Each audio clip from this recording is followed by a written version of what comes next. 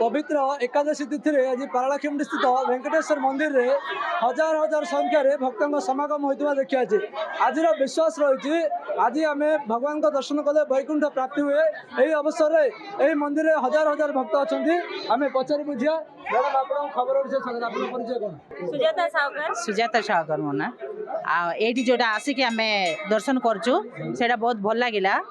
ये एकादश अच्छी विशिष्टता बहुत विशिष्टता अच्छे एकादश रे उत्तर कवाट जोटा खोलुची से उत्तर कवाट खोलिकी से दर्शन जदि कले आमको पुण्य मिलियो भगवान आशीर्वाद आम उपर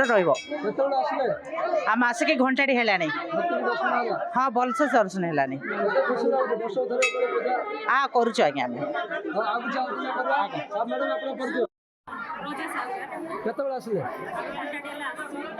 प्राय लोक भिड़ बहुत अच्छी भल दर्शन है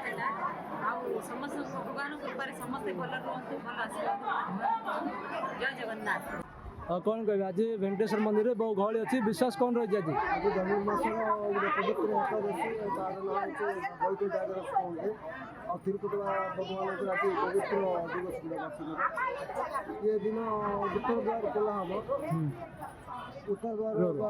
दर्शन पाइबले समस्त आगे सकाल मैंने 3टा क्यू लाइन स्वामी को दर्शन भिड़ हो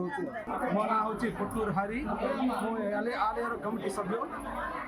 कौन कह आज विश्वास कौन रही केते गहली रही आज मंदिर आज विशेष हूँ मुखोटी एकादशी ए दिन दर्शन करने प्राय 5,000 लोग दर्शन कर गहली चलुची समस्त शांति भाव में दर्शन करने बैरिकेड प्रसाद भी दिया प्रसन्न भाव में समस्त दर्शन करके पुलित हो। मु जमीदार पट्टनायक पारलाखेमुंडी बासिंदा यहाँ हूँ तिरुपति जमी पालन हो पारलाखेमुंडी भी सेमती पालन हो वैकुंठ एकादशी मुक्कोटी एकादशी कहे से प्रबल गहली हो मिनिमम 5 लाख लोकर समागम हम बाहर गाँव भी लोक आसुँच मु सकाल काम कर बेसी गहली पूरा